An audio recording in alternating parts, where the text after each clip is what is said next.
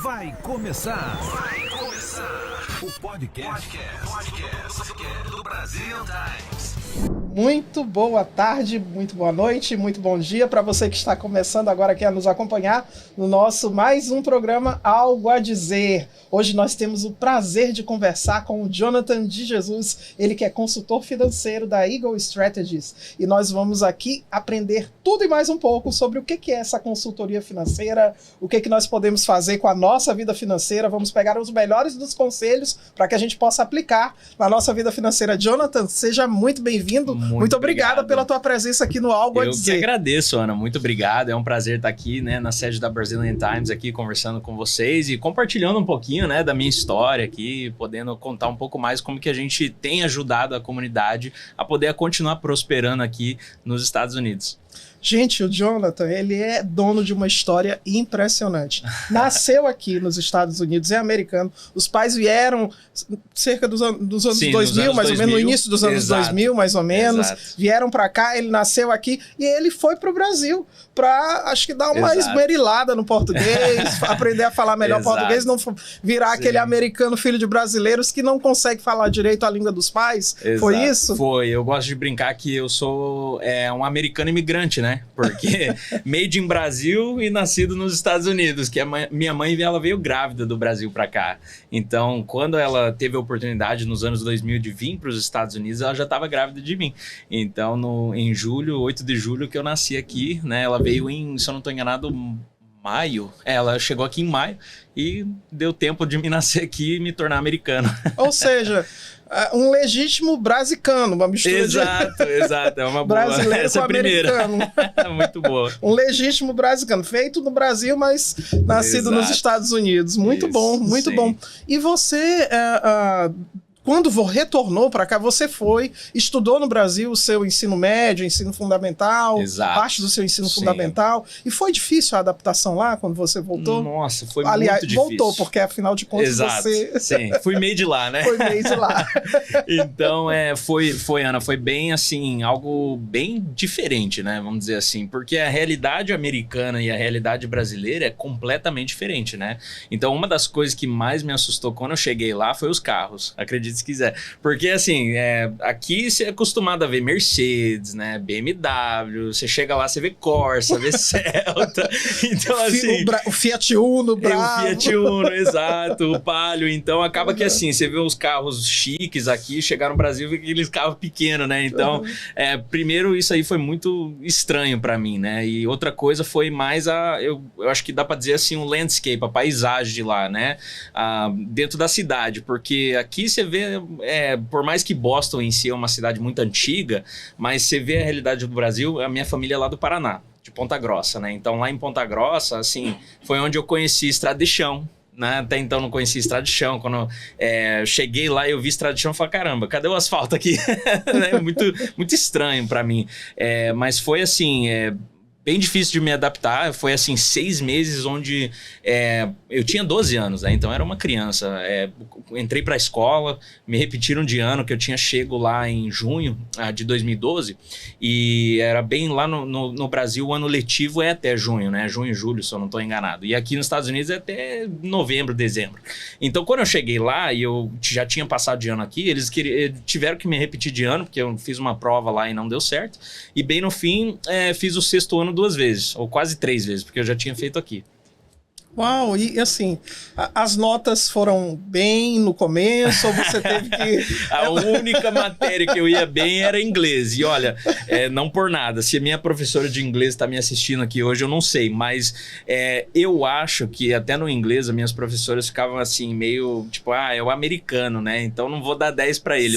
Eu acho que não consegui tirar um 10 lá na matéria de inglês, por incrível que pareça. Pegaram pesado contigo. Sim, e era engraçado, porque eu até assim, como eu não tinha com quem praticar o inglês no Brasil, quando eu chegava na aula de inglês, eu falava inglês normal, né? Então, só que não sei se para professor ou algo assim, parecia uma ofensa, assim, sabe? Então ela ficava meio chateada de eu falar, né, fluente o inglês, e até quando eu corrigia ela, não por mal, mas para que, né, pudesse ensinar o certo, digamos assim, ficava braba, e eu acho que é por isso que eu nunca tirei um 10. Mas aí então você concluiu o ensino médio lá e tudo, e quis retornar para cá. Então foi assim, né? Eu do sexto até o ensino médio eu fiz lá. Eu fiz 2 anos de contabilidade no Brasil também, então tive essa experiência de ir para a faculdade no Brasil, e foi em 2020, bem assim, no auge da pandemia, onde na verdade sempre surgiu o desejo, desde os 16 anos, aos 18 anos, aos 20 anos, de querer voltar para os Estados Unidos. Mas eu não tinha com quem ficar aqui, né? Porque eu era muito novo, então por mais que eu tenha bastante familiares aqui, mas eu não tinha assim, meus pais não tinham assim... muita tranquilidade em deixar eu voltar muito novo para cá, né? Então, quando eu tive 20 anos, que daí eu já estava adulto praticamente, já tinha mais noção das coisas, então foi onde meu tio, o irmão do meu pai, veio morar para cá, em 2019, e em 2020 eu trabalhava numa multinacional chamada DAF Caminhões, uma empresa muito grande, e eu falei, olha, eu ganho aqui um salário mínimo no Brasil, até na verdade um pouquinho a mais do salário mínimo no Brasil, mas não era suficiente para mim construir a vida que eu queria. Então eu falei, sabe o quê? Já que eu tenho uma cidadania americana, tenho esse privilégio, vou voltar para o meu país e vou construir o que eu construiria no Brasil em 10 anos, eu construo em menos tempo. Né? Então foi assim que eu decidi, falei, sabe do quê? Vou voltar para o meu país. Muito bom. Sim. E aí é engraçado na sua história, porque o brasileiro, né, quando ele chega aqui, nossa, eu só preciso do inglês para eu poder... ir para oportunidades melhores no mercado de trabalho. Sim. E você, sendo americano, com inglês na ponta da língua, você foi trabalhar em várias áreas que... E aí me conta um pouquinho, como é que foi isso? Como é que foi assim, começar? Não, eu vou começar de onde eu tiver que começar, do zero, se for preciso, para eu poder conquistar meu lugar ao sol. Sim, então foi assim, meus pais, desde lá do Brasil, por conta que eles foram imigrantes já aqui nos Estados Unidos, então eles já conheciam a realidade de imigrante aqui, né? E como eu era criança, então eu não tinha tanta noção. Porém, eu tinha muitas lembranças, que minha mãe trabalhava limpando casa, meu pai trabalhava num car wash, né? Então já chegou num tempo do meu pai entregar jornal também nas casas, quando eu era criança. Então eu tinha mais ou menos uma noção da realidade imigrante aqui.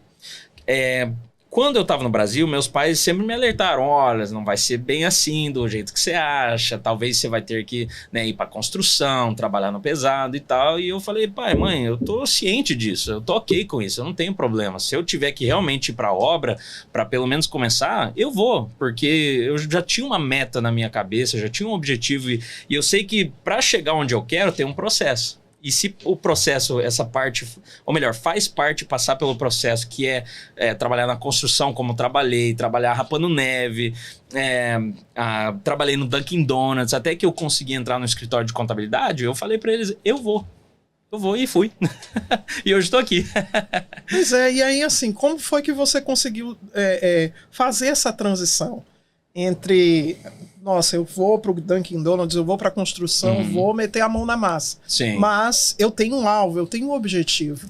Exato. E eu pretendo trabalhar com isso que eu já me preparei a minha vida inteira. Como foi que você conseguiu fazer essa transição? Exato. Então, o bom é que quando eu vim para cá, eu já tinha um currículo, né, no Brasil. Então, 2 anos de contabilidade, eu trabalhei no setor administrativo de um hospital de criança lá no Brasil, na cidade onde eu morava. Então, o currículo, eu tinha ali um currículo legal, né? O inglês fluente, então isso ajudou pra caramba. Quando eu cheguei aqui, claro que eu acredito muito em network, né? Então, comecei a conversar, como eu não tinha meu próprio network, porque eu tinha acabado de voltar, então eu falei, vou entrar em contato com o network dos meus pais da época, né? Que tinha muitos amigos dos meus pais ainda moram aqui. Então, foi ali onde eu perguntei pra mãe e pro pai, eu falei, olha, mãe, pai, me passa aí os contatos de quem vocês sabem, os nomes, o Facebook, porque não tinha o número, né? Tantos anos no Brasil. E fui entrando em contato, né? E eu ia numa igreja brasileira naquele tempo e fui conversando e falando, olha, tem serviço com você? Eu pego qualquer coisa, é construção, é flooring, é whatever, né? Para que eu possa, né, começar a minha vida. E ali comecei minha vida ali, daí surgiu a oportunidade através também de uma pessoa lá da igreja trabalhar no Dunkin', e para mim foi uma experiência muito boa trabalhar no Dunkin' Donuts, porque foi ali onde eu aprendi a ter o relacionamento com o cliente. De verdade, foi uma época assim que eu valorizei muito aquilo, porque para mim foi fun. para mim foi legal trabalhar no Dunkin' Donuts. Não era peso acordar 4h30 da manhã, sair no meio da neve para trabalhar 6, 8 horas ali no Dunkin' Donuts, porque era muito gratificante estar no caixa e poder falar bom dia para as pessoas, sabe? Tá com um sorriso e às vezes as pessoas, você sabe, né? Aqui nos Estados Unidos, principalmente com esse frio, todo mundo é cabisbaixo, né? Fechado, Sim. ainda mais os de Massachusetts, né? Então você dá um bom dia com um sorriso e ver eles bom dia sorrindo, era algo muito gratificante. Sim, né? Eles devem ter sentido essa diferença, né? Sim, Esse seu temperamento já acostumado com o sangue brasileiro correndo nas veias e tudo. E o legal também era que todas as meninas que trabalhavam e os outros rapazes que trabalhavam ali no Dunkin' juntamente comigo, eles eram brasileiros também. Então, o calor brasileiro já tinha ali no trabalho, era bem bacana ali. Então, nós se divertia. E a Eagle Strategies, como foi que entrou na sua vida? Como foi que houve essa... Então, foi da seguinte maneira, né? Eu tava trabalhando no Dunkin', daí eu também, ao mesmo tempo, trabalhando no Dunkin', trabalhei no escritório de contabilidade. E dessa forma, meus pais, né? Na verdade, por incrível que pareça, toda vez que eu chegava do serviço, do escritório de contabilidade, eu falava comigo mesmo, e eu sou cristão, né? Então eu orava e pedia a Deus, falava, ó Deus, eu quero ser consultor financeiro, e falava nessas palavras, eu quero ser consultor financeiro, não sei como, não sei se vai ser meu próprio negócio, não sei se vai ser através de alguém ou de outra empresa, mas eu quero ser consultor financeiro. Então eu peço a ti que o Senhor abra as portas e que dê certo. Não deu muito tempo, eu comunicando sempre, todo dia com meus pais, minha mãe lembrou de um rapaz que trabalha na New York Life, né? E ele se apresentava como consultor financeiro nas redes sociais, né?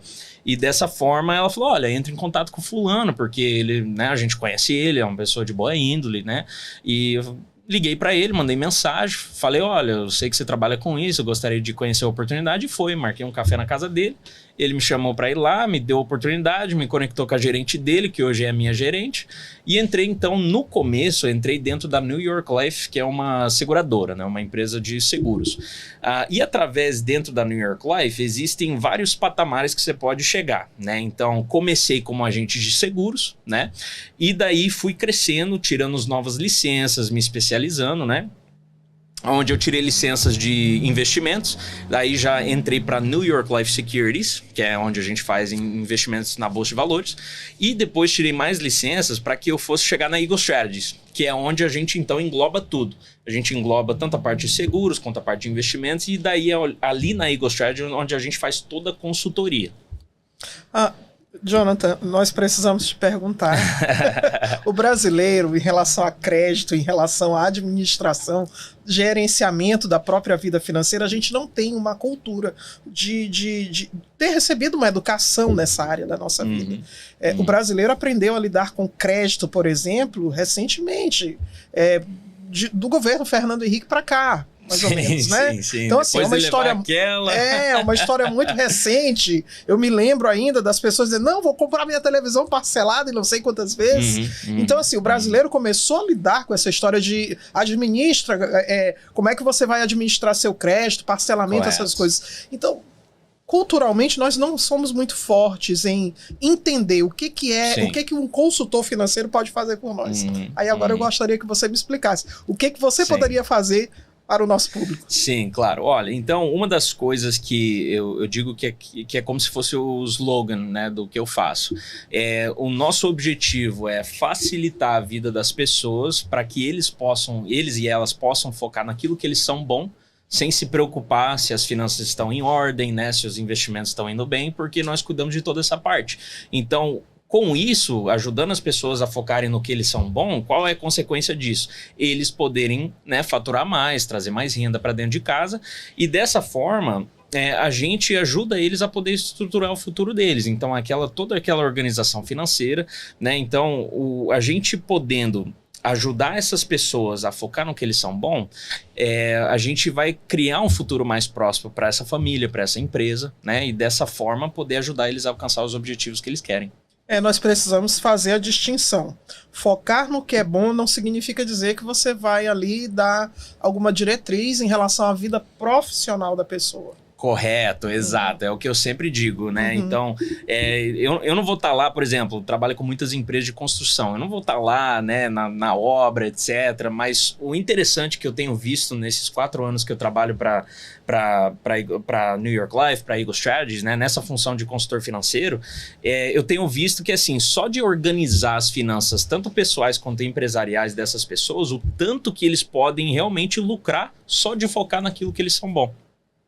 O que eu percebo muito, às vezes, é que, por exemplo, vamos pegar o exemplo de um empreendedor. Às vezes é um empreendedor que está começando, tem uma empresa meio familiar, os parentes, a esposa está envolvida ali e tudo, e as contas acabam se misturando. Exato. É salutar isso para a vida financeira da pessoa? Olha, no começo tem que fazer o que tem que fazer para poder crescer, né? Então, óbvio que no começo ali, se você não tem assim um direcionamento, né, uma organização ali, você vai chegar num ponto em que você não vai conseguir crescer mais, né? Então, se você... no caso, a pergunta foi essa, né? Se é bom ou não misturar as coisas, né? Sim. Olha, é sempre bom ter essa distinção, né? Então, se você souber distinguir aquilo que é empresa e aquilo que é pessoal, você consegue ter uma organização melhor, né? Agora, uma das dificuldades é porque tem muitas empresas que o lucro dessa empresa acaba indo para o pessoal de qualquer forma. E eu acho que, pelo que eu tenho visto, é onde mais entra a confusão daquilo que é business e aquilo que é pessoal. Porque a própria empresa da pessoa está estruturada que todo o lucro no final do ano tem que ir para o pessoal. Entendeu? Eu entendo bem. E assim, isso me preocupa. Mais uma vez, eu volto à questão para a nossa identidade cultural como brasileiros. Porque, por exemplo, eu lembro de algumas empresas que nós chegamos a acompanhar lá no Brasil, eu e meu esposo, e empresas grandes que às vezes não tinham um fluxo de caixa, não tinham uma administração muito boa, e assim, às vezes a família fazia uso de todo o lucro que entrava na empresa e a coisa não era bem gerida. Exato, sabe? exato. Eu acho que deve ser muito difícil para você romper com esse padrão cultural. Como é que você consegue administrar isso? Olha, na cabeça do seu cliente? Bom, primeiro é interessante porque tem que ter uma mudança de mentalidade, né? Primeiramente é saber que você está nos Estados Unidos, você não está no Brasil. Então, os métodos do Brasil não funcionam nos Estados Unidos. Então, primeiro aquela mudança de mindset. Após isso, é onde a gente traz a educação financeira. Fala, olha, vamos olhar aqui então, por exemplo, quanto que a sua empresa está lucrando, né? O que você faz com esse lucro da empresa no final do ano? Você reinveste? Às vezes empresários gostam de reinvestir no negócio. Você passa isso para o teu nome pessoal? Como é que você faz? E os seus custos de vida diária, né? Mensal? Como é que você distingue isso? Então, existe uma regra que eu gosto de ensinar meus clientes, que é o 50-30-20, né? Então, com o que você traz para casa, 50%, por exemplo, vamos dar um exemplo. Você faz 100 mil de renda por ano, né? 50% disso deve ser usado para pelo menos até 50% para necessidades básicas, né? Então, aluguel, mercado, roupa, essas coisas assim para poder viver o dia a dia, né? 30% é para o que você quer fazer, que é a parte de entretenimento, diversão, saída, restaurante, né? Porque daí você é o que a gente chama no inglês de wants, né? 50% do que você fatura para needs, que você precisa, e 30% para wants. Aí os outros 20% que sobra é o seu savings, seu fundo de emergência, né? Investimentos para o seu futuro, né? Olhando o quê? Às vezes aposentadoria, às vezes uma compra de uma casa, às vezes, né, uma abertura de um novo negócio e assim por diante. Então, é um princípio simples, mas de você fazer bem o simples, você consegue alcançar outros níveis. Você considera, então, esse o ideal? Eu já vi algumas outras pessoas falando em fórmulas como essa, mas, assim, sendo um pouco mais agressivos na questão do savings. Sim, então, assim, e eu considero essa visão um pouco mais modesta e, assim, mais confortável para quem está querendo começar a... Não, eu consigo fazer, eu vou poupar, vou começar a administrar e dividir bem. Exato. Então, assim, tudo vai do perfil da pessoa, né? Então, tem pessoas que são aggressive savers e tem outros que são aggressive investors. Então, eu digo assim, o benchmark, né, que seria a média, é o 50, 30, 20. Se você conseguir fazer bem o 50, 30, 20, aí sim você pula pro próximo nível, que é ou ser um aggressive saver ou um aggressive investor. E é ali onde a gente entra para poder ajudar o cliente mesmo a entender, né? Olha, qual que é o perfil que você tem com as suas finanças e a gente vai fazendo ajustes ali baseado no objetivo que esse cliente tem. Agora, você está falando em investimentos. Como é que a gente pode se situar? Porque hoje em dia as pessoas estão começando a falar em siglas que elas não conheciam, que elas não conheciam muito bem, não sabiam nem que existiam há cerca de 20 anos. Mas aqui, assim, é muito comum. Não, você tem que investir em tal sigla ou naquela outra sigla que eu nem vou me atrever a repetir aqui. Claro, claro. Mas o que você sugere, assim? Como é que nós podemos começar a pensar, não, eu vou virar um investidor cotidiano, vou fazer isso rotineiramente na minha vida e eu quero começar em tal ponto. Sim.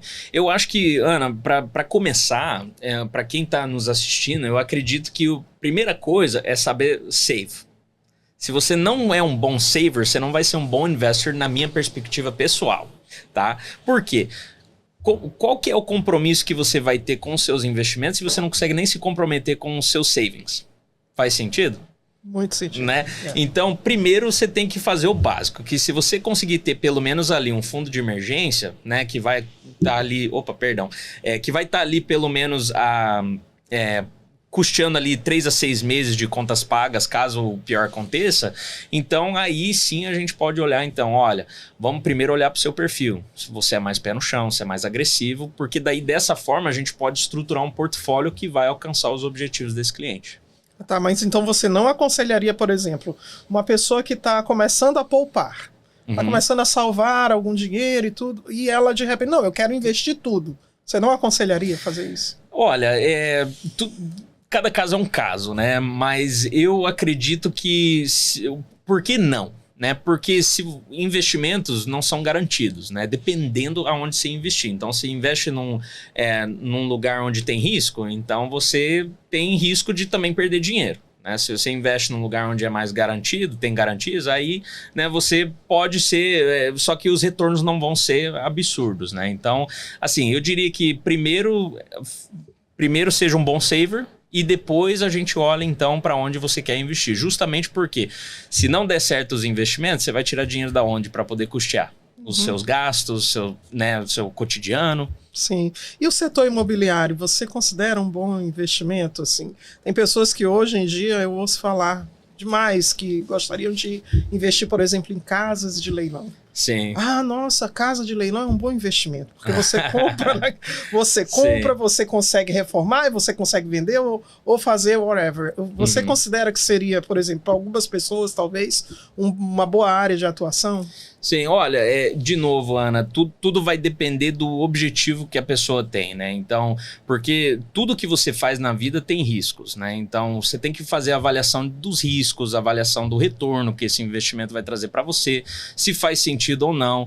Eu acho que, na minha opinião, real estate é um ótimo negócio pelo fato que traz inúmeros benefícios, não só a curto, médio e longo prazo, mas também em termos fiscais, né? Você tem vários incentivos fiscais para você poder estar investindo em propriedades, né? Seja de casa própria, ou casa de aluguel, né? Ou fix and flip, ou até, né, os deeds, né? Que foi o que você mencionou, os deeds, né? No leilão. Então, assim, tudo vai depender do que uma pessoa está confortável e qual o risco que ela quer ter. Né? Claro que em tudo na vida, quanto mais risco você corre, mais chance de ganhar você tem. Quanto menos risco, menos chance de ganhar. Se fica mais ali no lado conservador, ganha um retorno mais tranquilo. Né? E você vai dando direcionamento em relação Exato. Você vai analisando, ou seja, você analisa caso a caso, para que você possa dar realmente um norte para aquela pessoa que está buscando a tua consultoria. Correto. Então a gente tem um sistema maravilhoso que a gente dá aos nossos clientes que aderem ao Financial Plan, que a gente fala, né? E dessa forma a gente consegue ajudar você a definir se é um bom investimento a se fazer ou não. Então vou dar um exemplo, né? Vamos supor que tem muito brasileiro que eles mais gostam de investir em casa. Isso aí é fato. Né? Então, o que poucos não sabem ou não fazem, na verdade, é realmente uma análise para ver se essa casa vai ser lucrativo ou não.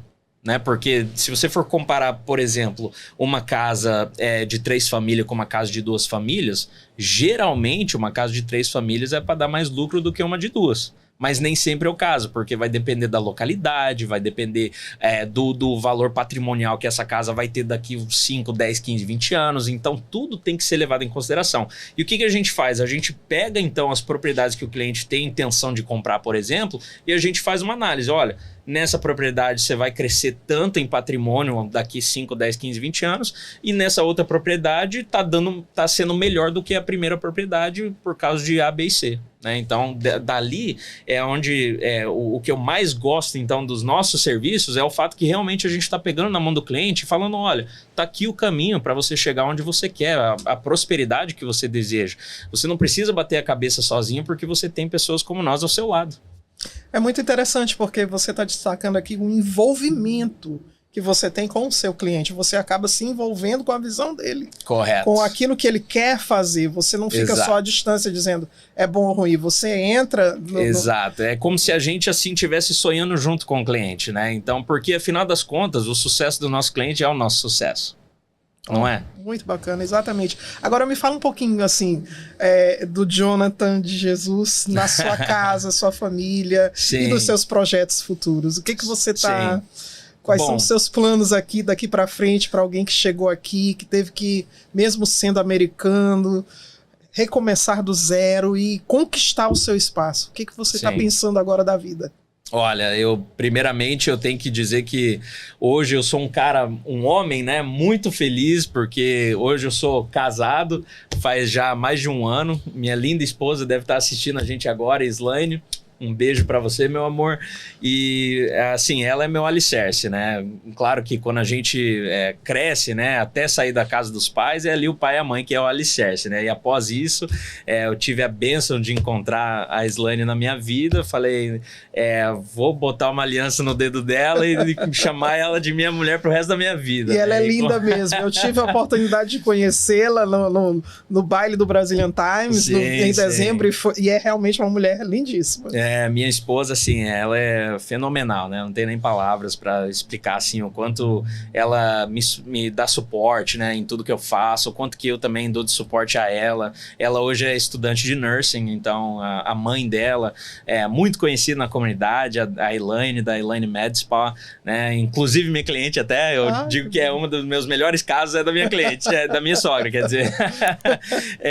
Então, assim, realmente, junto com ela, a gente sonha tudo junto, né? Então, dentro do meu negócio, com o apoio dela, eu tenho a intenção de estender realmente essa educação para todos os brasileiros, dentro daqui dos Estados Unidos, de Massachusetts, quanto fora do estado, né? Porque realmente é o que os brasileiros precisam, de educação financeira, né? E sozinho a gente chega até um ponto, mas juntos a gente não tem nem como contar o quão longe a gente consegue ir, não é?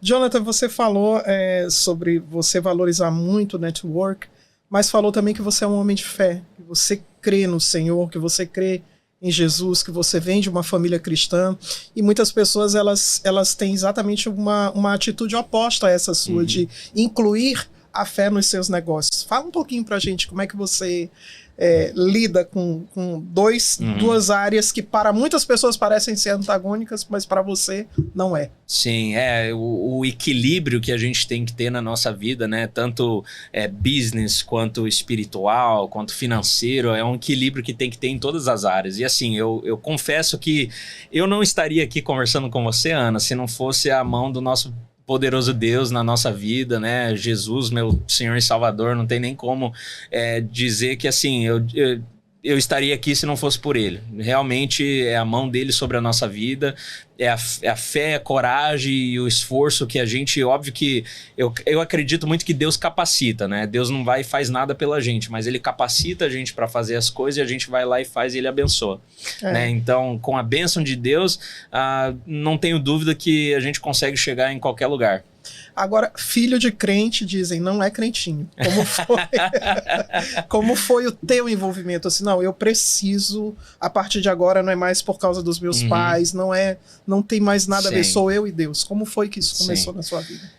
Eu tive que ter um verdadeiro encontro com Deus, né? Então, na minha adolescência, lá no Brasil, indo numa igreja cristã lá no Brasil, eu acredito que por volta, assim, dos meus 16, 17 anos, foi onde eu realmente tive o encontro com Deus, né? Tanto que toda essa história de eu vir para os Estados Unidos, toda essa ideia, eu sempre coloquei tudo na mão de Deus, porque não tem como, eu não vi, assim, em mim mesmo, sozinho, uma oportunidade assim, falar, não, deixa eu fazer isso, aquilo, que eu vou conseguir sozinho. Não, eu sempre pedi a Deus sabedoria, sempre pedi a Deus a direção, e desde que eu tive meu primeiro encontro com Deus aos 16, 17 anos, por volta dessa idade, foi onde eu realmente falei, olha, eu não consigo mais viver sem Jesus, sem Deus na minha vida, porque Ele que me capacita e me dá sabedoria para poder tomar as decisões que eu tenho que tomar no dia a dia. Ok. A gente está quase chegando ao final do nosso Algo a Dizer de hoje. Passou muito rápido, a conversa foi demais. Muito boa. Vamos ter que marcar outra. A gente precisa marcar outra, com certeza. Agora eu quero saber, já que nós estamos falando aqui nessa perspectiva espiritual da sua vida, eu gostaria de saber onde é que o Jonathan vai lançar a sua rede. Qual é a pescaria que você está... que é a expectativa do seu coração doravante? Sim, olha, eu diria que assim, eu vou... Você diz no sentido espiritual, no sentido profissional. Profissional, legal. Então, em breve estarei lançando minha própria marca, né? Então, uma das grandes oportunidades que a gente tem dentro da minha empresa é que a gente também pode criar nossa própria empresa, nosso próprio nome, né? Para poder divulgar. Então, em breve estarei lançando, né, o meu nome, né, no mercado, e dessa forma a gente vai estar atacando esse mercado brasileiro, porque é um mercado muito necessitado de educação, né? Eu digo que, assim, a educação é o que a gente precisa para poder mudar a nossa história, mudar a nossa vida, mudar onde a gente está para onde a gente quer chegar. Então, o meu objetivo, onde eu vou lançar minha rede, com o meu esforço, a minha capacidade, meu conhecimento que eu tenho, que cada vez a gente estuda e aprende cada vez mais, né? Eu sou um pequeno aprendiz todos os dias e eu vou espalhar esse conhecimento que eu tenho, tanto da minha fé cristã, quanto da meu conhecimento profissional para as pessoas que precisam, as pessoas que querem crescer na vida, querem prosperar, se sentem estagnados aonde estão, né? A gente quer ser esse suporte, esse alicerce que o povo precisa para poder sair da onde está e chegar no ponto próspero que eles querem ter na vida deles. Bom, eu tenho certeza que você vai chegar. Obrigado. Bom, Jonathan de Jesus, foi um prazer te receber aqui no programa. Já espero te receber em breve em outras edições. Com certeza. Agradeço muito por sua participação. Fala um pouquinho aqui pra gente dos teus contatos, quem quer te achar, quem quer entrar em contato e contar com os teus serviços, como é que faz? Sim, claro, Ana. Primeiro, muito obrigado mais uma vez por me trazer aqui. E para você que está procurando aumentar sua lucratividade, poder melhorar sua qualidade de vida financeiramente, né? Pode estar entrando em contato comigo. Meu telefone é 617-952-9198. Será um prazer de poder, né, te ajudar também, como a gente tem ajudado várias famílias. Eu tenho meu Instagram também, que é @_Jonathan de Jesus. Pode me acompanhar lá, onde você vê minha vida pessoal, compartilho um pouco da minha vida profissional também. E é isso. Okay. Muito obrigada, Jonathan. Espero te ver aqui em breve. E muito obrigada a você, nosso espectador. Muito obrigada pela sua companhia, pela sua participação aqui no Algo a Dizer. Te encontro em breve.